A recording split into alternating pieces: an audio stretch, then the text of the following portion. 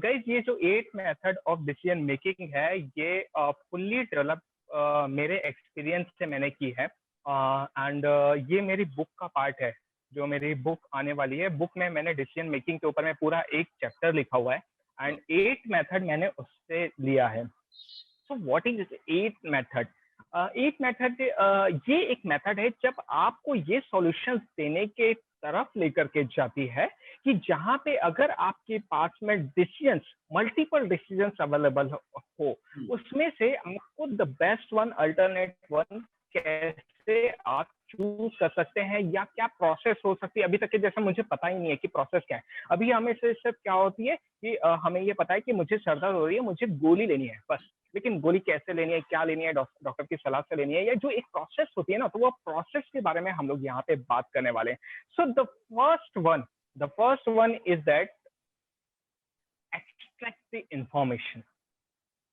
जो इंफॉर्मेशन आपके पास में अवेलेबल है, one of the most important thing is that let's go with marketing I guess.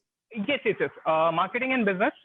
तो इसको भी मैं एक एग्जांपल के साथ में लेकर के चलूंगा गाइस, मार्केटिंग एंड बिजनेस के ऊपर में। और जो आपका गोल वाला पार्ट है ना, ये उसमें क्या बोलते हैं, कनेक्ट हो जाएगा, right? So extract the information, right? The collect the available information that you will need to achieve your desired goal. सबसे पहला इंपॉर्टेंट ये है कि जो इंफॉर्मेशन आपके पास में जिस भी सोर्सेस से अवेलेबल है, सबसे पहले तो वो जमा करना। हम लोग क्या करते हैं, हमारी लैकिंग्स यहाँ पे हो जाती है कि जब हमारे पास में कोई भी चीज हम एक डिसाइड कर लेते हैं, एक आइडिया हमारे दिमाग में क्लिक हुआ कि यार ये आइडिया बहुत अच्छा है और हमें इसके साथ में जाना चाहिए, राइट? एंड जब हमें रियलाइज होता है कि नहीं यार, ये आइडिया कैसे वर्क करेगा, क्या वर्क करेगा, एंड देन जब हम उसके ऊपर में बाकी चीजें सोचने में चल जाते हैं, तो हमारा वो डिसीजन मेकिंग, वो प्रोसेस वहीं पे खत्म हो जाता है। तो फर्स्ट ऑफ ऑल सबसे पहले जो आपको करना है, पास्ट रिकॉर्ड्स क्या है। जब भी किसी भी चीज के बारे में आप बात करें, जैसे मैंने एक एग्जांपल दिया था आपको इसके पहले ही, तो मैंने बात किया था कि पास्ट रिकॉर्ड्स क्या है, पहले उसका मतलब पहले रिकॉर्ड क्या था, कैसा था, उसने कैसा परफॉर्मेंस किया, क्या किया। तो पास्ट रिकॉर्ड क्या है, क्या आपका आइडिया फ्रेश है, तो डेफिनेटली उसका पास्ट रिकॉर्ड अवेलेबल नहीं होगा। तब आपको यहाँ पे क्या होगा कि उससे मिलते जुलते क्या चीज है मार्केट में, राइट? ठीक है, सबसे पहले आपको पास्ट रिकॉर्ड, ये कॉलम ही बना लेना चाहिए। जब भी आप एक्सट्रैक्ट इन्फॉर्मेशन करें ना, तो उसका एक वो बना लीजिए, पास्ट रिकॉर्ड क्या है। एंड देन सेकंड, एनालिटिक्स क्या बोलते हैं उसके बारे में। ओके, एनालिटिक्स बहुत इंपॉर्टेंट रोल प्ले करता है बिजनेस में। और जितने भी डिजिटल मार्केटिंग वाले यहाँ पे है, वो उनका तो पूरा बिजनेस एनालिटिक्स के ऊपर ही डिपेंडेंट है कि उनका एनालिटिक्स कैसा है कि मेरे फीमेल लोग विजिटर्स कितने हैं, मेरे मेल विजिटर्स कितने हैं, मेरे मतलब इस पर्टिकुलर सिटी से कितने हैं, कितने लोगों ने मेरे पेज पे सिर्फ व्यू किया, व्यू करके चले गए, कितने लोग हैं जो मेरा लीड जो है वो सेल में कन्वर्ट हो गया और डील क्लोज हुई है। वो पूरा एनालिटिक्स के ऊपर में काम करते हैं। तो आपके जो आपका प्रोडक्ट है, वो आपको तो सबसे पहले ये देखना पड़ेगा कि उसका एनालिटिक्स आपको रेडी करना होगा। इसके लिए सबसे बेस्ट रहता है कि आप कितने इसके वीकेंड से कि एक सर्वे करते हैं मार्केट में, राइट, कि अगर मैं ये प्रोडक्ट लेकर के आ रहा हूँ, या मतलब उस प्रकार का अगर कोई प्रोडक्ट है, तो उसके एनालिटिक्स, पुराने एनालिटिक्स क्या है, वो आप वो कर लीजिए। उसके बाद में व्यू लीजिए। फॉर एग्जाम्पल की जैसे अगर मुझे किसी चीज के ऊपर में डिस्कशन करना है, किसी चीज के ऊपर में मुझे बात करनी है, बिज गुरुकुल में मुझे ऐसा लगता है कि इस चीज के ऊपर में मुझे क्या बोलते हैं, रोहित जी अच्छा एक अपना व्यू रख पाएंगे इस बारे में।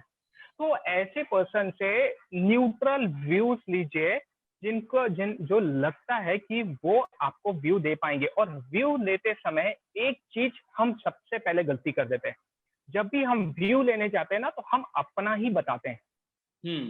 आप यहाँ पे इंफॉर्मेशन कलेक्ट करने गए हैं, राइट? एक्सट्रैक्ट करने गए हैं इंफॉर्मेशन को। तो क्या कीजिए कि मेरा ये प्लान है, राइट? मैं सोच रहा हूँ कि ये प्रोडक्ट मार्केट में लेकर के आऊं, या मैं ये सोच रहा था कि यार अभी मार्केटिंग स्ट्रेटेजी के लिए मुझे ऐसा लगता है कि अभी नवरात्रे चल रहे हैं, और मुझे ऐसा लगता है कि लोगों की समय भीड़ ज्यादा होती है, तो अब हमें प्रोडक्ट हमारा एडवर्टीजमेंट करना चाहिए। दिवाली आ रही है, दिवाली के समय ये पर्टिकुलर स्पॉट अच्छा है। बस यहाँ पे अपना क्वेश्चन थ्रो कर दीजिए, and now enjoy the game.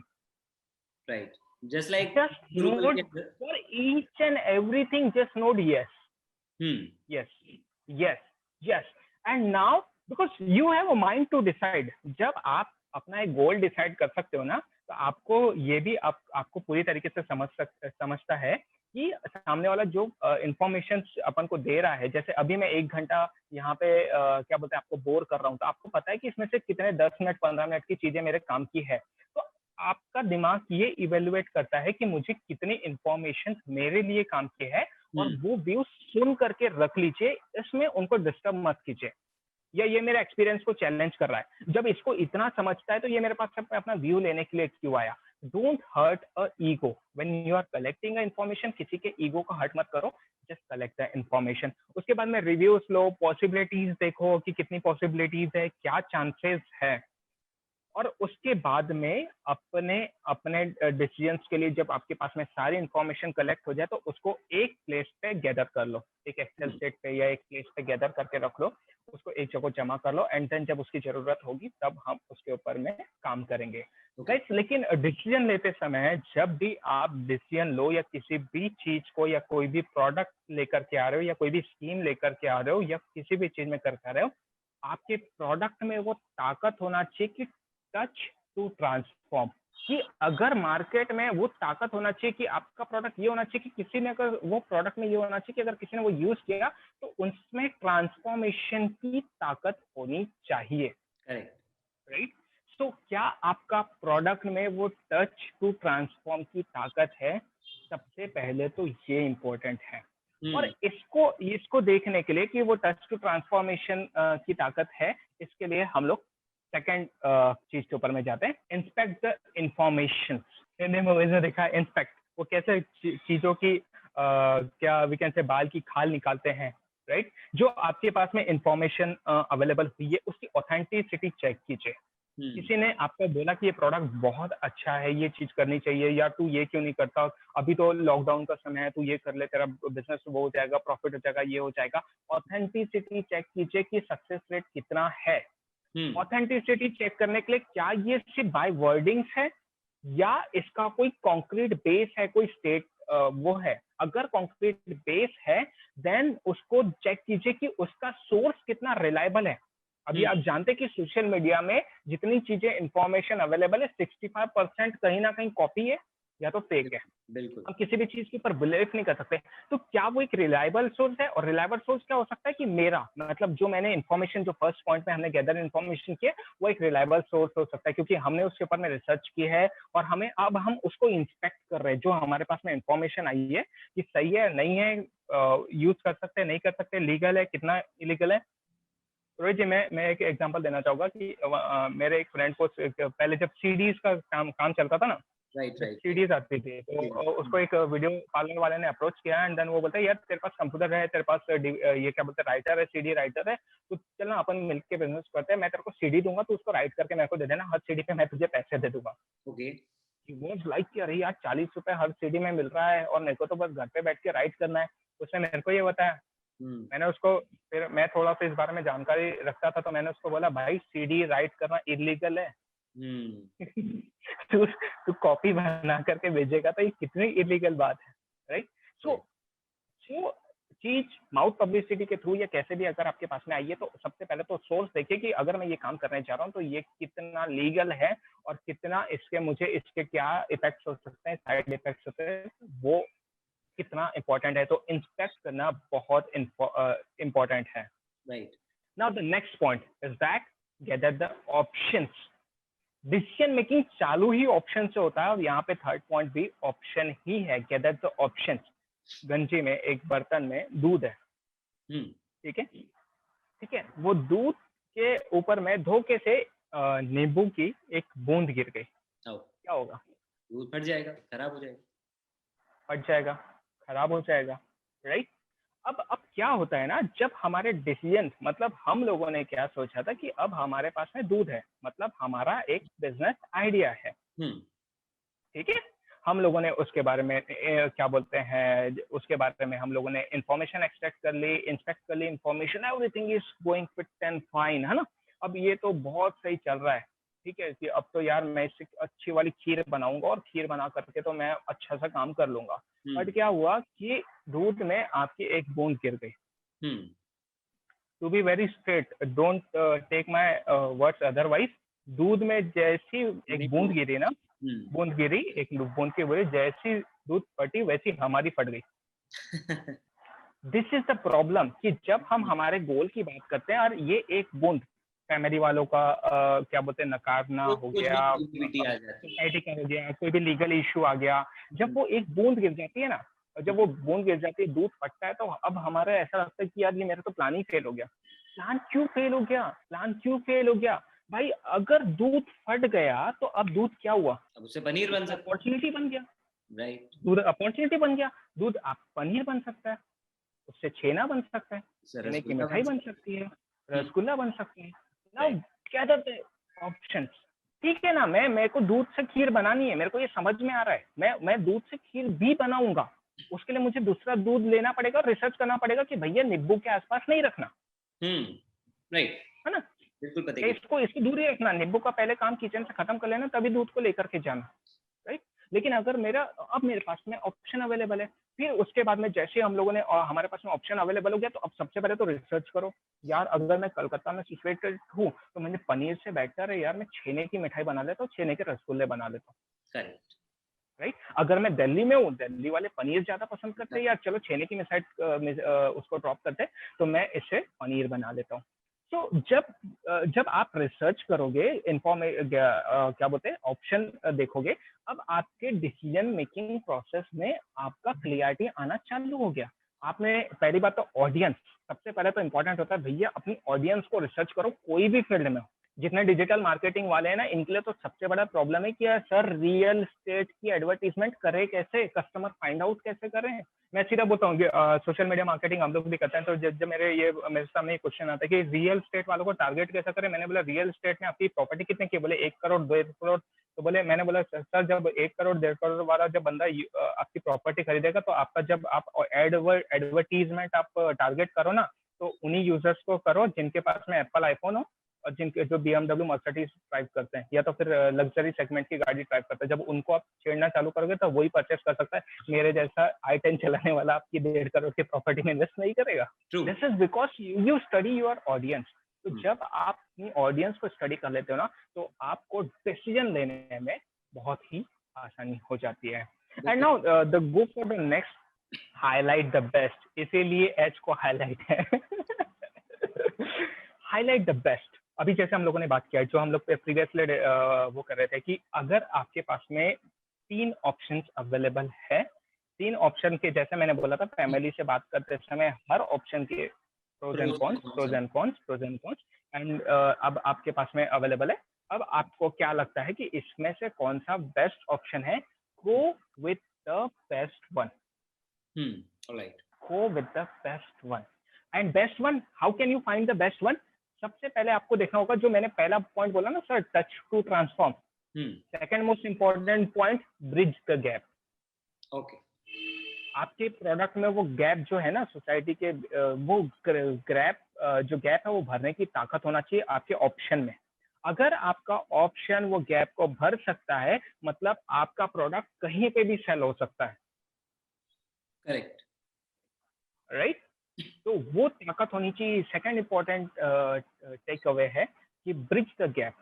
कोई भी फील्ड में हो, मार्केटिंग फील्ड में हो, सेल्स फील्ड में हो, डिजिटल मार्केटिंग फील्ड में हो, इवन द स्टूडेंट, स्टडी वाला भी एक पॉइंट यहाँ पे था कि स्टडी वाले पॉइंट में सबसे पहले भाई अपनी लिंक्डइन प्रोफाइल को स्ट्रॉन्ग करो। This is the bridge the gap. जब आप अपनी लिंक्डइन प्रोफाइल को स्ट्रॉन्ग करोगे, तब आपके पास में एंटरप्रेन्योरशिप, स्टार्टअप और जॉब, तीनों ऑप्शन बेस्ट हो जाएंगे। लिंक्डइन हम ओपन ही करके नहीं देखते, कई बार ये हम मिस्टेक कर देते हैं। लिंक्डइन को डेली बेसिस पे अपडेट करना चालू करो, right, and select the best option. यहाँ पे मैं आपको ऑप्शन नहीं बता सकता, क्योंकि हर चीज डिपेंड होती है TPPC, time, place, person and condition. आपका डिसीजन जरूरी नहीं है कि आपने जो अभी डिसीजन लिया वो कल के टाइम में सुटेबल हो। जरूरी नहीं है कि आज अगर मैं यहाँ पे बैठ करके काम कर रहा हूँ तो मैं कल भी यहाँ बैठ करके काम कर सकता हूँ, क्योंकि हो सकता है कि लाइटिंग इफेक्ट ना हो, गर्मी बहुत ज्यादा हो, या कुछ भी हो। प्लेस, पर्सन, हो सकता है कि रोहित जी को छेने की मिठाई पसंद है, लेकिन मुझे छेना बिल्कुल भी पसंद नहीं है, मुझे तो सोन पापड़ी ही खानी है। राइट। एंड कंडीशन, किस कंडीशन में, मतलब आपको लगता है ना, क्योंकि सेल्स वालों का काम होता है जहां मिले वहां पे अपना सेल पिच करना चालू कर देते हैं, बस मुझे बेचना है बेचना है बेचना है बेचना है बेचना है। अरे ठीक है, लेकिन सेल करना है, लेकिन आपको ये भी समझना होगा कि कब बेचना है। Hmm. एक स्मार्ट बिजनेसमैन वो ही होता है जिसको ये पता हो कब, कहाँ, कैसे। Right. अगर आप ये कब, कहाँ, कैसे का जवाब जान पाए ना, कुछ नहीं रोक सकता आप। The most next we are going to Take action. Act to inspire. जब भी आप कोई भी एक्शन लो, मेक श्योर कि जब आपने हाईलाइट कर लिया ये बेस्ट ऑप्शन अवेलेबल है, अब मुझे एक्शन लेने की बारी है, तो ऑलवेज एक्ट टू इंस्पायर। आप एक्ट कीजिए इंस्पायर करने के लिए। ये एक्ट हो सकता है कि आप अपने ऑडियंस को एक्ट कर रहे हो, अपने क्लाइंट्स के सामने एक्ट कर रहे हो, अपने घर वालों के सामने एक्ट कर रहे हो, आपके आपकी जो चीजें आप मनवाना चाहते हो उसके लिए कर रहे हो। Always act to inspire. जब भी आप बात करो तो इंस्पिरेशन बॉडी लैंग्वेज से, बात करने से, आपके ओवरऑल एक्सप्रेशन से झलकनी चाहिए कि वो एक्ट है इंस्पायर करने के लिए। Perfect. अगर बिल्कुल ऐसे मुझे लगता है कि मैं कर लूंगा, और शायद मुझे लगता है नहीं पापा मैंने तो देखा था कि हो तो जाएगा, बट अगर यही चीज अगर आप कॉन्फिडेंस के, I am damn sure daddy, मुझे ऐसा लगता है कि मैंने जब जितना रिसर्च किया तो अभी तक इस फील्ड में सिर्फ 3 कंपनियां काम कर रही है। फर्स्ट वाली का रिकॉर्ड ये है, सेकंड वाली का रिकॉर्ड ये है, थर्ड वाली का रिकॉर्ड ये है। पॉसिबिलिटी बनती है, लेकिन यहाँ पे मुझे आपके एक्सपीरियंस की जरूरत पड़ेगी। ये वाला पार्ट, ये वाला पार्ट, ये वाला पार्ट तो मैं संभाल लूंगा, लेकिन ये वाले पार्ट में या तो आप मुझे हेल्प कर दो, या तो मुझे ऐसे किसी पर्सन से इंट्रोड्यूस करवा दो जो मुझे हेल्प कर सकता है। अभी आपने क्या किया, बॉल उनके कोर्ट में भेजा कि मुझे, मैं कर तो रहा हूँ, मतलब आपने इनडायरेक्टली डिसीजन सुना दिया, मुझे आपकी हेल्प चाहिए। सामने वाले को लगता है नहीं यार ये काम मेरी एडवाइस से कर रहा है, मतलब उसको अभी अब डिसीजन आपने ले लिया है, राइट? लेकिन आपने क्या शो किया, डेजी आप जैसा आप बोलोगे ना, आप मुझे गाइड करो कि ये कैसा करना चाहिए, मैं यहाँ पे आके फंस जाऊँ। मतलब उनको ये नहीं बोलो कि मैं करूँ या ना करूँ, डैडी मुझे ऐसा लगता है कि यार यहाँ पे मुझे थोड़ा सा सजेस्ट करना यहाँ पे क्या बेस्ट हो सकता है, क्योंकि इस फील्ड में आपको एक्सपीरियंस ज्यादा है, या इस मुझे ऐसा लगता है कि यहाँ आप मेरी हेल्प कर पाओ। अब उनका इंटरेस्ट आने लगता है, नहीं यार बेटा तूने ये जो चीज किया है ना, ये ऐसा नहीं, अगर ऐसा करेगा तो ज्यादा बेटर है। उनका इंटरेस्ट जगाओ, एक्ट टू इंस्पायर, उनको इंस्पायर करना चालू करो कि नहीं यार आप में भी वो एबिलिटी है। नहीं डेफिनेटली उनमें वो एबिलिटी है, लेकिन उनको उनको ये दिलाओ, रियलाइज करवाओ, you are the important person, you are the decision maker. एक अच्छा डिसीजन मेकर वही होता है जो लोगों से वही चीजें करवाए जो उसने डिसाइड की है, लेकिन उनको फील ना होने दे कि ये डिसीजन उसके लिए हुआ है। ये फील करा था कि भैया डिसीजन तो आपके, मैं तो बैठ के बात वो कर रहा हूँ। This is the quality of a decision maker कि बस करवा लो। दिस इज द थिंग कि मतलब जब कैसे होता है ना, आपको डिसीजन मेकर बनना है, लेकिन ये लोगों को ये रियलाइज करवाना है कि आप एक लिसनर हो, आप उनको फॉलो कर रहे हो, उनको इम्पोर्टेंस दो। जब हम लोगों को इम्पोर्टेंस देना चालू करते हैं ना, तो वो बहुत अच्छा फील करता है और वो आपकी हेल्प के लिए रेडी करते हैं। कि जब मैं हमारे यहाँ पे एक बहुत ही फेमस इंजीनियरिंग कॉलेज है, एंड मेरी टीम उनसे बहुत दिन से कनेक्ट करने की कोशिश कर रही थी, और मुझे ऐसा लगता था कि अगर उस कॉलेज में मुझे एंट्री मिल जाए एज ए न्यू ट्रेनर, तो मुझे ऐसा लगता था कि मुझे एक प्रोफाइल मिल जाएगा कि यार मैंने इतने बड़े कॉलेज के साथ में काम किया है। क्योंकि हम लोग कहीं ना कहीं गाइज, हम लोग वो पर्सन है कि जो हम लोगों ने स्क्रैच से चालू किया है। हमारे पास में कोई गॉडफादर नहीं, कोई बैकग्राउंड नहीं, किसी भी चीज नहीं, हर चीज हम ये दिन भी देखे कि मैं खुद जाकर के अपना बैनर बांधता हूँ और फिर मैं कोट पहन करके ट्रेनिंग भी लेता हूँ, बाद में बैनर उतार करके वो पैक करके, ये दिन भी हमने देखे हैं। पुरानी कई यादें बार ऐसा ताज़ा हुआ कर कि दी मुझे, आपने। मैं कई बार ऐसा हुआ कि मुझे जैसे गढ़चिरौली जैसे इंटीरियर एरिया में जाने हो, तो कई बार होता है रेड कार्पेट बिछे होते, कई बार मैं ट्रक के ऊपर जो डाला बना रहता है ना, वहां बैठ करके भी हम लोगों ने ट्रैवल किया है। तो ये चीजें हमें एक्सपीरियंस से मिली है। तो मैं ये चीज बोलना चाहूंगा कि जब रोहित जी, मैं एक कॉलेज को ऐसा लग रहा था कि यार ये कॉलेज में अगर हम लोग अप्रोच करें, तो मैं एक दो लोगों को मैंने, क्योंकि एज अ ट्रेनर आप डायरेक्ट अप्रोच नहीं कर सकते हो, आपकी टीम आपके लिए वर्क कर रही होती है। मैंने बोला इसको कि उन्होंने किया, तो उन्होंने बोला कि यार वो सर टाइम ही नहीं दे रहे, मतलब वो सर बिल्कुल एकदम मतलब प्रॉपरली एंटरटेन ही नहीं कर रहे। वो बोलते कि नहीं यार हम लोग भी इतने सारे बच्चों के सामने आपको नहीं बैठा सकते, नए ट्रेनर को कैसे चांस दे, उम्र भी ज्यादा नहीं है, 23-24 साल में आप क्या हमें ज्ञान दे दोगे काइंड ऑफ। तो उनको थोड़ा सा ऐसा था।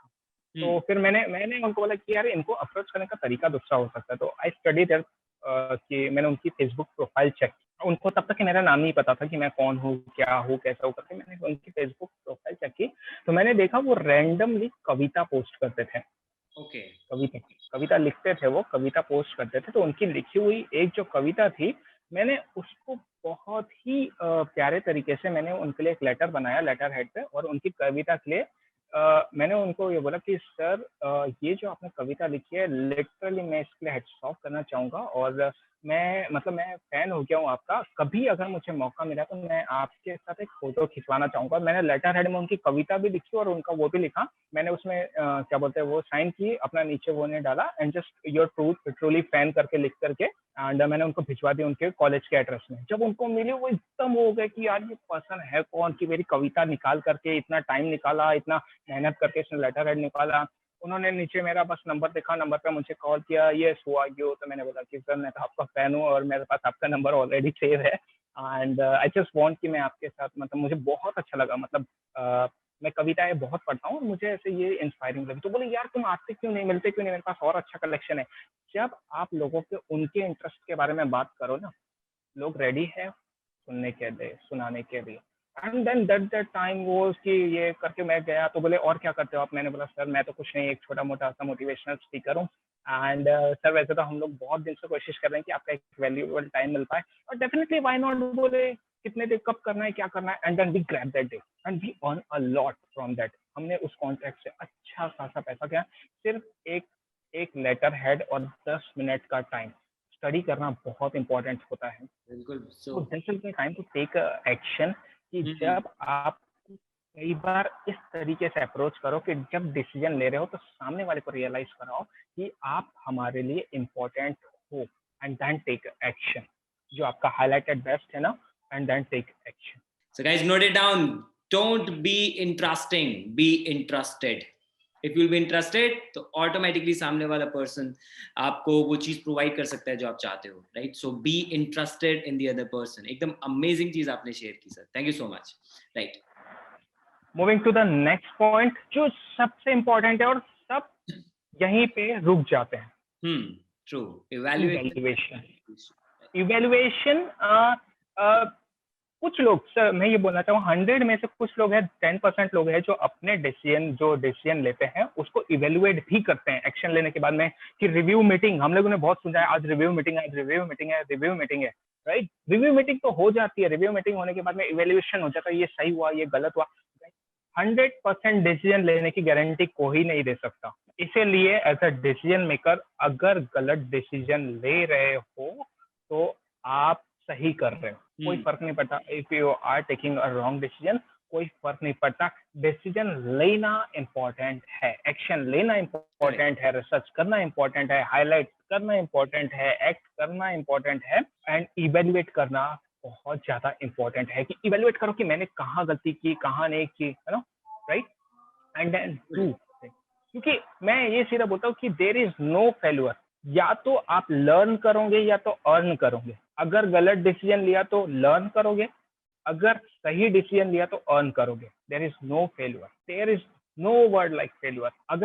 अगर लेवल है मुझे फेल्यूर मिल गया, राइट, तो आप एक्सक्यूज फाइंडर हो, जिसको एक्सक्यूज चाहिए। लेकिन अगर आप बोलोगे ना यार मैंने ये तो नया सीखा, जब रिव्यू मीटिंग हुई ना तो लोगों के ऊपर चिल्लाने के ऊपर पहले ये बात किया जाए, यार ये चीज तो अपन को पता ही नहीं थी, यार ये मिस हो गया था अपने से, नेक्स्ट प्रोजेक्ट के लिए भी ध्यान रखो, और अभी तो सबसे पहले इसके ऊपर में वर्किंग चालू करते हैं, कहाँ लैकिंग किए। तो स्टार्ट फ्रॉम द बैक, कहाँ से गलती स्टार्ट हुई, एंड देन एग्जीक्यूशन। जब आपको पता चल जाता है कि यार अब इसको रिव्यू करने का वक्त आ गया, फिर से इसको दोबारा लॉन्च करना है, and then do the execution of the available thing. जो चीज आपके पास अवेलेबल है, जो एक्शन आपने लिया है, जो इवेल्युएशन के बाद में जो रिपोर्ट रेडी हुई है, राइट, उस रिपोर्ट को एग्जीक्यूट करने का वक्त दोबारा आ गया है, उसको दोबारा से वो करने का वो है। कोई भी प्रोडक्ट परफेक्ट प्रोडक्ट नहीं होता, हर बार उसमें सुधार की गुंजाइश होती है। चाहे वो गौरव एस हो, चाहे वो सैमसंग मोबाइल हो, चाहे वो एप्पल का मोबाइल क्यों ना हो, राइट।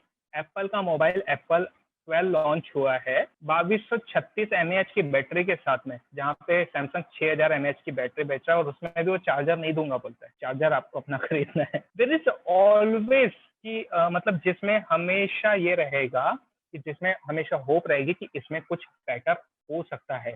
अगर आपके प्रोडक्ट में बेटर रहने की मतलब क्या बोलते हैं, वो खत्म हो गई ना कि बस इसके बाद कुछ नहीं हो सकता, तो आपकी ग्रोथ वहीं रुक गई। जब तक कि आपके पास में पॉसिबिलिटीज है कि आप you can do the things better, आप ग्रोथ करते रहेंगे।